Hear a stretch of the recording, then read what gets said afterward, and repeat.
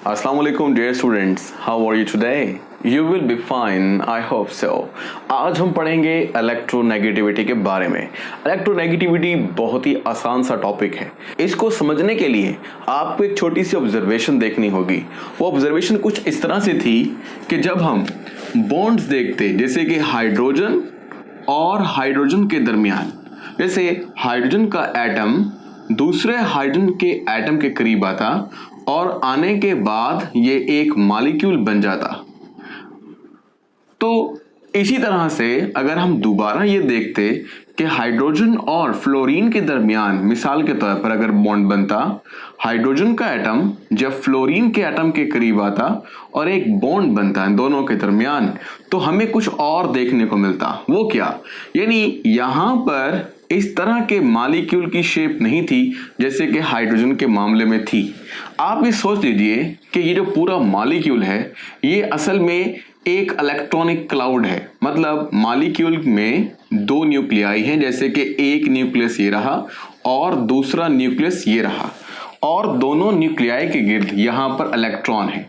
Hydrogen के पास तो एक ही इलेक्ट्रॉन होता है और दूसरे हाइड्रोजन के पास भी, लेकिन कुछ सिस्टम में ज्यादा इलेक्ट्रॉन भी होते हैं।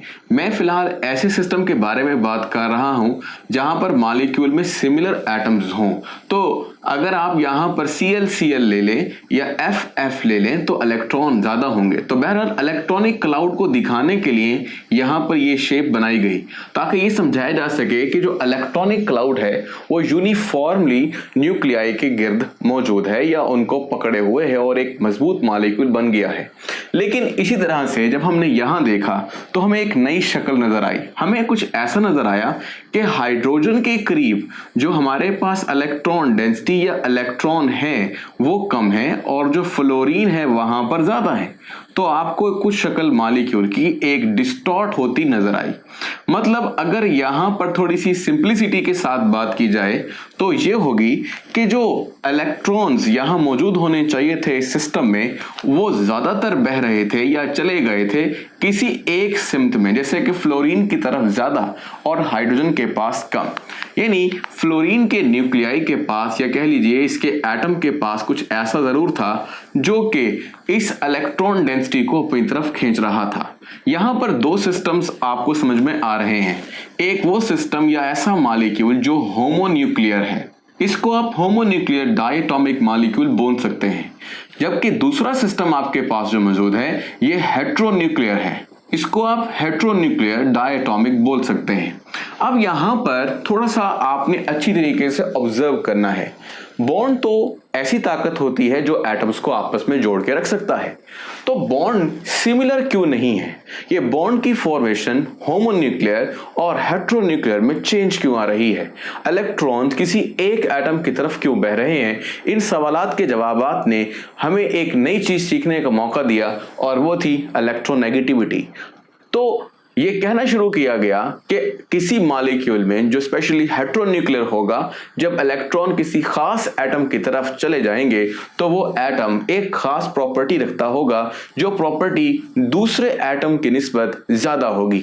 मतलब ये प्रॉपर्टी दोनों में मौजूद है, लेकिन जिस एटम की ये प्रॉपर्टी ज्यादा होगी वो इलेक्ट्रॉन्स को अपनी तरफ ज्यादा खींच पाएगा। यानी fluorine has a tendency to attract a electron pair towards itself. यानी वो इलेक्ट्रॉन के जोड़ों को, चूंकि वो फ्लोरीन और हाइड्रोजन के दरमियान एक शेयर्ड पेयर ऑफ इलेक्ट्रॉन होगा, जो बॉन्ड बनने की वजह है वो कहां चला रहेगा? ज्यादा फ्लोरीन की तरफ। अगर आपको मैं एक सिंपल डायग्राम से मजीद समझा दूं तो आपको और भी अच्छा और क्लियर आइडिया मिल जाएगा। देखें, आप यूं ले लीजिए मिसाल कि आपके पास यही हाइड्रोजन कुछ यूं है। एक हाइड्रोजन अपना इलेक्ट्रॉन लेकर दूसरे हाइड्रोजन के पास आया। इस तरह ये जो इलेक्ट्रॉनिक पेयर है ये दोनों के दरमियान बॉन्ड बनने की वजह बना। ये जो बॉन्डिंग का जिक्र है कि टाइप्स ऑफ बॉन्ड, जिसको हम आयनिक, कोवलेंट, कोऑर्डिनेट कोवलेंट बॉन्ड बोलते हैं, ये हमारा नेक्स्ट टॉपिक होगा। लेकिन फिलहाल आप समझ लीजिए कि इलेक्ट्रॉन शेयर हुए और जिसकी वजह से एक बॉन्ड बना। अगर मैं बॉन्ड को कुछ ऐसे शो कर दूं कि ये आपके पास बॉन्ड है और ये आपके पास इलेक्ट्रॉन्स हैं, बिल्कुल सिमिलरली अगर हम हाइड्रोजन और फ्लोरीन के मामले में ये डायग्राम ड्रॉ करें तो भी हम ऐसे ड्रॉ करेंगे कि हाइड्रोजन और फ्लोरीन के दरमियान एक बॉन्ड बना। लेकिन इस दफा बड़ी अजीब बात ये होगी कि इलेक्ट्रॉन्स को आपको यहां दिखाना होगा। फ्लोरीन के पास बाकी इलेक्ट्रॉन भी मौजूद हैं, लेकिन मैंने ये शेयर्ड पेयर ऑफ इलेक्ट्रॉन ही दिखाया है ताकि आपके कंसेप्ट को यहां पर थोड़ा क्लियर किया जा सके। देखिए, इलेक्ट्रॉनी जोड़ा या shared pair of electron is equally shared between the two atoms in this case or in hydrogen molecule, while in the case of hydrogen fluoride this shared pair of electron is towards fluorine। अब यहां पर ये वाली बात आती है, fluorine has more tendency to attract this shared pair of electron। तो fluorine के पास ऐसा क्या है जो वो कर रहा है और हाइड्रोजन नहीं कर पा रहा है उतनी ताकत से? तो हम कहेंगे कि फ्लोरीन की इलेक्ट्रोनेगेटिविटी ज्यादा है as compare to hydrogen. Electronegativity कोई एक स्पेसिफिक फिनोमेना नहीं है जिसको आप अंदर यानी जैसे बॉन्ड की एनर्जी को नाप सकते हैं, इस तरह यहां पर कोई ऐसा पैरामीटर नहीं है जहां आप उसको नाप सकें। तो इसके लिए एक क्वांटिटेटिव आंसर दिया पॉलिंग ने। पॉलिंग ने ये आइडिया कैसे लिया? बहुत सिंपल सी एक्सप्लेनेशन में दे रहा हूं जो इस क्लास के लिए काफी है। वो ये कि उसने सोचा कि एक बॉन्ड तो वो होता है जिसमें shared pair of electron equally shared होता है, जिसकी वजह से अगर ऐसा करने पर बॉन्ड बन जाए तो आपको बॉन्ड कुछ ऐसा नजर आएगा। दो एटम्स के दरमियान के अगर आप चाहें तो दो न्यूक्लियाई के, जैसे मैंने आपको अपने लास्ट लेक्चर्स में बताया है जिनका लिंक आपको डिस्क्रिप्शन में भी मिलेगा, तो बात यह है कि न्यूक्लियाई के दरमियानी फासले को आप नाप सकते हैं और अगर इस फासले को, जिसको हम ये इंटर न्यूक्लियर डिस्टेंस कहते हैं, को अगर हाफ कर दिया जाए तो आपके पास एक बॉन्ड लेंथ आ जाती है। और बॉन्ड लेंथ के टॉपिक में आप ये बात सीख सकते हैं कि बॉन्ड लेंथ कैसे मालूम की जाती है। फिलहाल मैंने यहां बता दिया थोड़ा सा इख्तिसार से, मुख्तसर करके। अगर आपको बॉन्ड लेंथ पता लग जाती है किसी एक एटम की, तो उसी तरह के दूसरे एटम की बॉन्ड लेंथ भी उतनी ही होगी।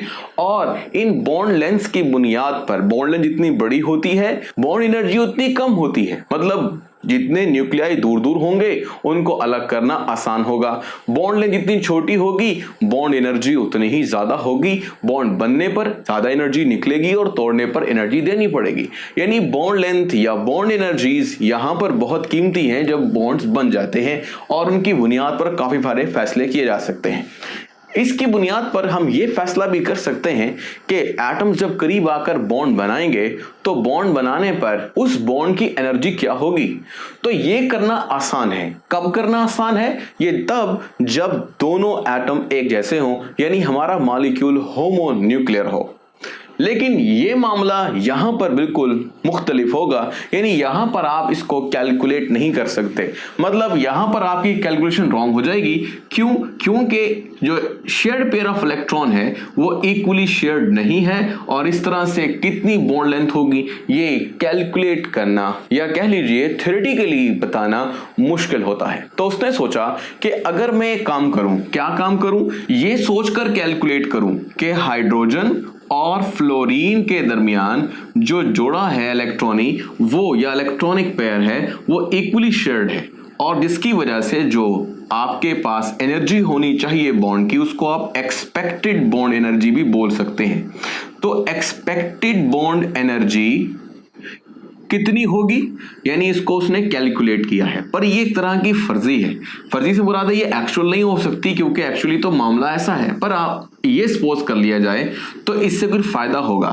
दूसरा, ये एनर्जी कैलकुलेट तो नहीं की जा सकती बाय थ्योरेटिकल मेथड, लेकिन एक्सपेरिमेंटली इसको मेजर किया जा सकता है। मतलब हम एक्सपेरिमेंटली देख सकते हैं, जैसे हमने यहां पर देखा कि वाकई में कोई बॉन्ड मुख्तलिफ था हमारी एक्सपेक्टेशन से और उसकी बॉन्ड एनर्जी भी ज्यादा थी। तो हम उसको क्या कर सकते हैं, एक्सपेरिमेंटली या हम तजर्बा करने के बाद मालूम कर सकते हैं। तो बात यहां पर यही आ रही है कि जब हम हाइड्रोजन फ्लोराइड की एक्सपेक्टेड बॉन्ड एनर्जीज को जहन में रखें और हम उनका डिफरेंस लें उन बॉन्ड एनर्जीज के साथ जो एक्सपेरिमेंटली हो, तो क्या होगा, तो आप ये बता सकेंगे कि अगर इसमें और इसमें ये डिफरेंस जितना ज्यादा निकलेगा, मतलब आप सोच रहे थे कि बॉन्ड एनर्जी कम है और एक्सपेरिमेंटली पता चल रहा है वो बहुत ज्यादा है, तो इसका मतलब ये है कि इन बॉन्ड बनाने वालों में से एक एटम कुछ ज्यादा ही इलेक्ट्रॉनिक पेयर को अट्रैक्ट किए हुए है। अगर इलेक्ट्रॉनिक पेयर एक तरफ अट्रैक्ट होगा तो जाहिर सी बात है उस पर चार्ज नेगेटिव आएगा, लेकिन चूंकि ये कंप्लीट ट्रांसफर ऑफ इलेक्ट्रॉन नहीं है इसलिए यहां पर नेगेटिव चार्ज भी कंप्लीट नहीं है बल्कि पार्शियल लिखा गया है। और चूंकि यहां पर कंप्लीट लॉस भी नहीं है but there is some loss या पार्शियल लॉस, इसलिए चार्ज भी पॉजिटिव आएगा। मतलब यहां आपको कोई ऐसा पार्शियल पॉजिटिव नेगेटिव देखने को नहीं मिल रहा इन होमोन्यूक्लियर डायटोमिक मॉलिक्यूल, लेकिन हेटेरोन्यूक्लियर डायटोमिक मॉलिक्यूल में आपको ये चार्जेस मिल रहे हैं। अगर चार्जेस मिल जाएं तो आप कहते हैं कि ये मॉलिक्यूल अब पोलर हो चुका है, यानी इसमें पोलैरिटी आ गई है। लेकिन अगर ऐसा मामला हो जहां हाइड्रोजन का जिक्र हो रहा है, हाइड्रोजन मॉलिक्यूल का, तो वो क्या कहलाएगा, नॉन पोलर। तो जितनी ज्यादा पोलैरिटी होगी, जितना ज्यादा शेयर्ड पेयर ऑफ इलेक्ट्रॉन को अट्रैक्ट किया जाएगा, वो ही एलिमेंट ज्यादा से ज्यादा नेगेटिव चार्ज एक्वायर करेगा। ऑलमोस्ट हो सकता है कंप्लीट नेगेटिव के करीब भी हो। और ऐसा ही होता है फ्लोरीन के मामले में, यानी पूरे पीरियोडिक टेबल में हमने मुख्तलिफ बॉन्ड्स का मुशाहिदा किया, फ्लोरीन के साथ लगाकर देखा एटम्स को, तो हमेशा देखा गया कि फ्लोरीन ही अट्रैक्ट ज्यादा कर लेता है। तो हमने पूरे पीरियोडिक टेबल में फ्लोरीन को एक स्पेसिफिक मिकदार दे दी, या कह लें एक वैल्यू दे दी फ्लोरीन को, जो हमने 4 रखी।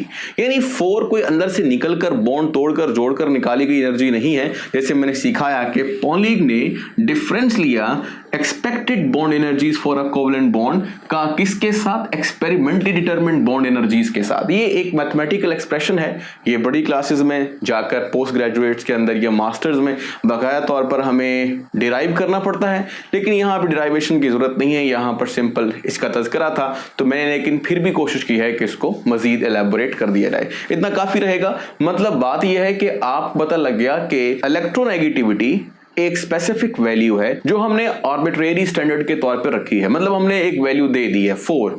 अब सबसे ज्यादा 4 है। पीरियोडिक टेबल में इसको थोड़ा सा देखते हैं। ये हमारे पास एक स्केलेटन है पीरियोडिक टेबल का। पीरियोडिक टेबल में फ्लोरीन कहां पर है, इस जगह पर, यानी ग्रुप A7 में। और फ्लोरीन सबसे ज्यादा आपके पास इलेक्ट्रोनेगेटिविटी रखता है, जिसको हमने यहां पर, जैसे मैंने कहा, आर्बिट्रेरी वैल्यू दी है, दैट इज 4।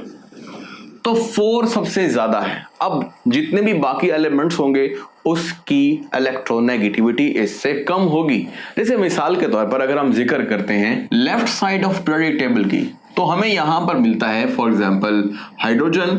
थोड़ा हाइड्रोजन एक्सेप्शनल केस है, लेकिन आप लिथियम से स्टार्ट करें, lithium, sodium, potassium, rubidium, caesium, francium तक। फ्रांसियम एक रेडियोएक्टिव एलिमेंट है, फिलहाल इसको हम यहां पर नहीं पढ़ेंगे, लेकिन सीजियम तक हम जिक्र करें तो आपको सबसे कम इलेक्ट्रोनेगेटिविटी मिलती है, मतलब 0.7 के करीब। और 0.7 पूरे पीरियोडिक टेबल में सबसे कम इलेक्ट्रोनेगेटिविटी है। यानी सीजियम है very less tendency to attract a shared pair of electron towards itself. So caesium सबसे कम।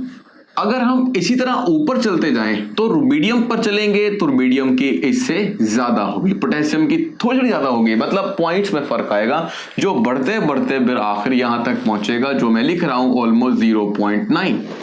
यानी अब आप ये देख रहे हैं कि टॉप टू बॉटम अगर चलते हैं इन द पीरियोडिक टेबल तो इलेक्ट्रोनेगेटिविटी आपको घटती हुई महसूस होती है। तो इलेक्ट्रोनेगेटिविटी को मैं यहाँ पे लिख रहा हूं कि top to bottom decreases electronegativity, EN से मैंने यहाँ पर शो कर दी है। इसके बाद हम आगे चलते हैं तो अगली बात क्या है, वो ये कि जब हम लेफ्ट टू राइट चलते हैं तो लेफ्ट टू राइट 0.9 और ये लास्ट में 4। इसका मतलब ये है कि इलेक्ट्रोनेगेटिविटी इंक्रीज करती है फ्रॉम लेफ्ट टू राइट। तो टॉप टू बॉटम डिक्रीज करती है, लेफ्ट टू राइट इंक्रीज करती है। इसी तरह फ्लोरीन से चलते हैं, जैसे कि क्लोरीन, ब्रोमीन, आयोडीन वगैरह, तो हमें यहाँ पर 0.5 के डिफरेंस के साथ ऑलमोस्ट इलेक्ट्रोनेगेटिविटीज गिरती हुई महसूस होती हैं। जैसे ऊपर 4 है तो नीचे 3.5, 3, 2.5। थोड़ा सा इसके अंदर ऐसा है कि फ्रैक्शनल वैल्यूज हैं, एग्जैक्ट नहीं बता रहा हूं, लेकिन एक ऐसी वैल्यू बता रहा हूं जिससे आपको वाज़ेह तौर पर अंदाजा हो जाएगा कि वहां पर भी electronegativity top to bottom decrease करती है। तो बहरहाल इलेक्ट्रोनेगेटिविटी अगर पता लग जाए किसी भी एलिमेंट की तो बड़ा आसान होता है हमें बहुत सारे फैसले लेना। जैसे कि मैंने एक बात यहां पर नॉन पोलर और पोलर की है। इलेक्ट्रोनेगेटिविटी से हम इलेक्ट्रोनेगेटिविटी डिफरेंस निकालते हैं। इलेक्ट्रोनेगेटिविटी डिफरेंस बहुत ही कीमती है। मैं फिलहाल लिख देता हूं इलेक्ट्रोनेगेटिविटी डिफरेंस। अब तक आपको इलेक्ट्रोनेगेटिविटी की तारीफ पता तो लग गई होगी। क्या? It is a property, it is a tendency, it is a potential, यानी the tendency of an atom, जैसे मैंने यहां लिखा the tendency of an atom to attract a shared pair of electron towards itself is called electronegativity। ये मैंने पहले भी तारीफ की है, दोबारा कर दी है ताकि आपके जहन में रहे, ये बहुत कीमती है। अब जो अगला अहम पॉइंट है वो इलेक्ट्रोनेगेटिव डिफरेंस पर है। डिफाइन करने का मकसद यहां पर यह था कि इलेक्ट्रोनेगेटिविटी एक अलग चीज है और इलेक्ट्रोनेगेटिविटी डिफरेंस एक अलग चीज है। इलेक्ट्रोनेगेटिव डिफरेंस आप तभी निकाल पाएंगे जब कोई मॉलिक्यूल होगा और उस मॉलिक्यूल का आपस के अंदर एक इलेक्ट्रोनेगेटिव डिफरेंस होगा। जैसे मिसाल के तौर पर अगर मैं यहां पर आपको इलेक्ट्रोनेगेटिव डिफरेंस बताऊं तो अगर हाइड्रोजन की इलेक्ट्रोनेगेटिविटी देखें तो 2.1 और माइनस फ्लोरीन की जैसे मैंने आपसे कहा 4, तो आपके पास आंसर क्या आया? 1.9।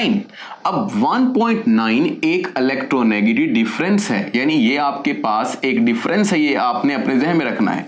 जबकि 2.1 और 4 क्या है? ये इलेक्ट्रोनेगेटिविटी है। तो ये चीज अपने जहन में जरूर रखिएगा कि कहीं कहीं हम जिक्र कर रहे हैं इलेक्ट्रोनेगेटिविटी का, जो कि किसी भी एक स्पेसिफिक एलिमेंट की अपनी प्रॉपर्टी है, और कहीं कहीं हम जिक्र कर रहे हैं इलेक्ट्रोनेगेटिविटी डिफरेंस का। इसका मतलब यह है कि डिफरेंस ये शो करता है किसी मॉलिक्यूल में अगर दो एटम्स हैं तो और एक बॉन्ड भी बना रहे हैं और उनका आपस के अंदर इलेक्ट्रोनेगेटिविटी का डिफरेंस इलेक्ट्रोनेगेटिविटी डिफरेंस कहलाता है। आसान बात है, ये अपने दिमाग में रखिएगा। अब इलेक्ट्रोनेगेटिव डिफरेंस क्या कर सकता है ये आपको बता रहे हैं। इनको आप इलेक्ट्रोनेगेटिविटी के यूजेस भी कह सकते हैं या एप्लीकेशन भी बोल सकते हैं। तो आइए इसको एक नजर देखते हैं। तो हम यहां पे लिखने लगे हैं बॉन्ड पोलैरिटी। जो बॉन्ड पोलैरिटी है वो बड़ी अहम चीज है। जैसे मैंने आपको यहां बताया कि अगर होमोन्यूक्लियर डायटोमिक मॉलिक्यूल होगा जैसे कि ClCl, Br, II, H, तो हम ये कहेंगे कि उसमें पोलैरिटी नहीं है, यानी बॉन्ड में पोलैरिटी पॉजिटिव नेगेटिव चार्जेस नहीं है। बिल्कुल इसी तरीके से आप एक बात और भी यहां पर समझ सकते हैं जो इसी के रेलेवेंट है, और वो है डायपोल मोमेंट। डायपोल मोमेंट भी बॉन्ड पोलैरिटी के कंसेप्ट से जुड़ा है। आप गौर कीजिए, देखें हर एक बॉन्ड की पोलैरिटी मुख्तलिफ होगी। जैसे मैं आपको छोटी सी एग्जांपल से यहाँ पे कोट करके बताता हूँ।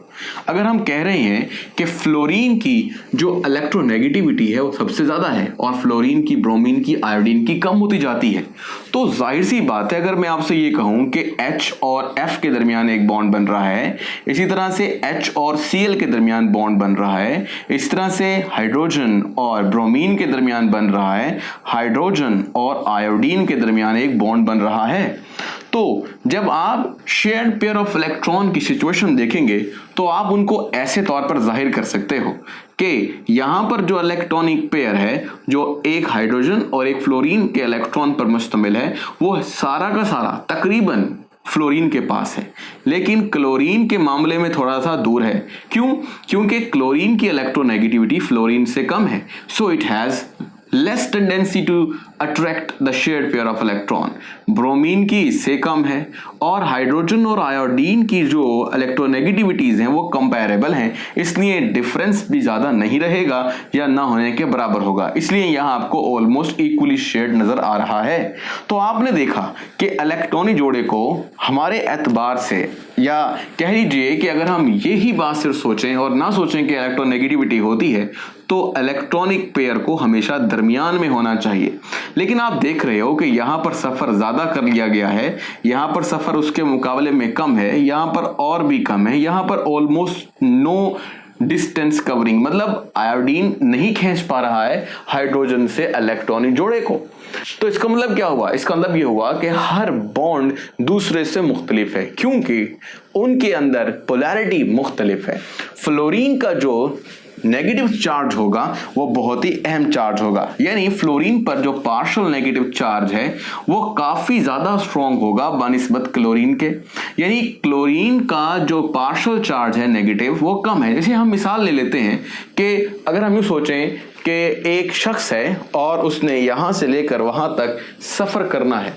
अब सफर यहां पर आकर मुकम्मल हो जाएगा, तो सफर के मुकम्मल हो जाने को हम कंप्लीट कहते हैं। अगर वो एक कदम पीछे, जस्ट एक कदम पीछे है, तो इसका मतलब है कि ये सफर अभी खत्म होने को ही है, मतलब वो ऑलमोस्ट कंप्लीट है। तो फ्लोरीन का जो चार्ज है वो 1 नहीं है बट ऑलमोस्ट 1 है, ठीक है, इसलिए है तो पार्शियल लिखा हुआ। लेकिन क्लोरीन का जो सफर है या क्लोरीन के मामले में जो मॉलिक्यूल में इलेक्ट्रॉन्स का सफर है वो और भी पीछे है, मतलब अभी वो मुकम्मल नहीं होने वाला एक कदम पर।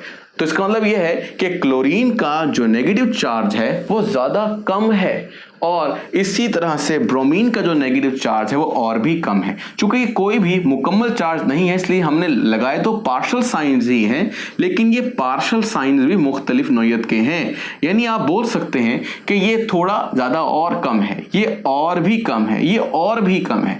तो इसका मतलब ये हुआ कि ये बॉन्ड में ज्यादा नेगेटिव स्ट्रॉन्ग और ज्यादा पॉजिटिव स्ट्रॉन्ग है। तो ये वाला मॉलिक्यूल एक्सेप्शनली स्ट्रॉन्ग है, यानी बानिस्बत दूसरों के ये बॉन्ड ज्यादा ताकतवर है, इस बॉन्ड की एनर्जी भी ज्यादा होगी।